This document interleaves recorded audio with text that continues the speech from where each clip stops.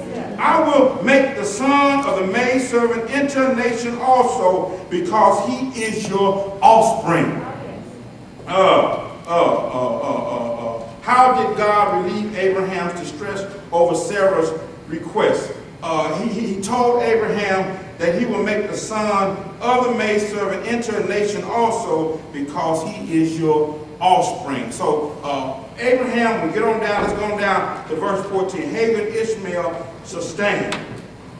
Early the next morning, I need to use this. This is my Bible.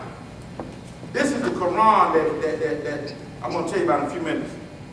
That's not the Quran, it's covered up. This is bread, okay? I forgot my loaf of bread. All right, brother. It's in the cup. I had a loaf of bread. I'm trying to paint a picture. Bread, water. I'll tell you what that is in a few minutes. Bread, water. Got it? It's bread, loaf of bread, water. Hope you're not hungry. Bread. Yeah, that's God's word. Bread.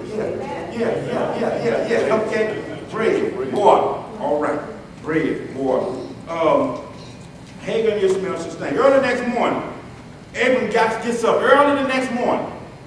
After God has already told him, I'm going to make that son a nation also.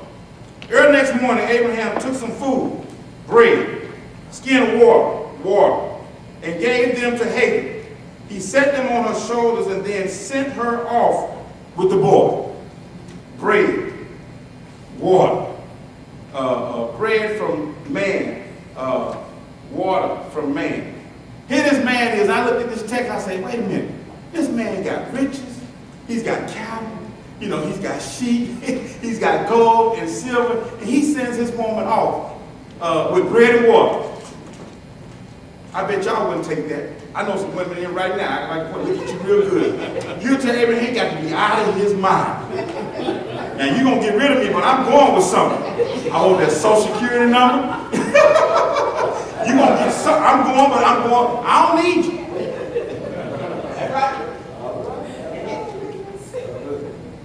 Try to make this thing live here. Try to make it live here. But this woman, yes, she was a God. Now there are some women say, you know what? I ain't gonna bother with that food.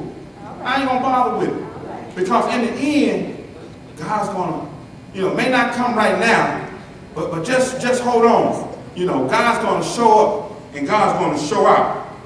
She went on her way and wandered in the desert of Beersheba. She just went out, took her bread, took her water, and started walking. Her baby was a bit older, got her baby in her hand, walking down the desert. Now it's cool in here. It's real cool, but imagine walking down the street in the hot sun. You walking, don't know where in the world you're going, what you're going to do, don't know how you're going to pay your light bill, your gas bill, don't know where your next meal comes from, but you got this water you're sipping on, you got this bread that you feed, and you keep doing that over and over again. You're walking and you're wondering, you're sweating, and now the water runs out. The bread runs out. It runs out. And here you are. What you going to do? You're walking. You steady walking. You steady going. Don't know where you're going, but you're walking. You steady moving. Trying to make ends meet. Trying to make things happen in life. Wondering what's going to happen with me and my child. We about to die here. We about to die. We're getting sick. Our mouth is parched. Skin is now, of course, turning color because you're walking in the desert. That means wind is blowing, it's not raining. Wind is blowing, dirt is blowing, whatever else is blowing, And now here you are, out in this desert, all alone. Nobody but you, your baby, and God. Water's run out. Bread is now gone. Verse 15 says, when the water and the skin was gone, she put the boy under one of the bushes. Then she went off and sat down nearby about a bow shot away. For she thought, I cannot watch the boy die. And as she sat there nearby, she began to cry. Here she is. Here she is. She has nothing left. No more to give. All she has, any woman would do, anybody, she just says, I can't do it anymore. I've tried everything. I can't pay my bills. My lights are cut off. My rent is due. About to be put out. And she says, she starts crying. Anybody ever cry? I don't mean it wasn't one of those like, it was like, woo, woo, woo. I mean, nobody but her and God, and she's crying out there in the wilderness and the desert, and nobody hears her. Ooh, I was way down yonder by myself. And she was down there crying and wailing and calling on God. And guess what? God heard the boy crying. Ishmael means God hears you. Yeah, heard the boy crying. Heard him out there crying.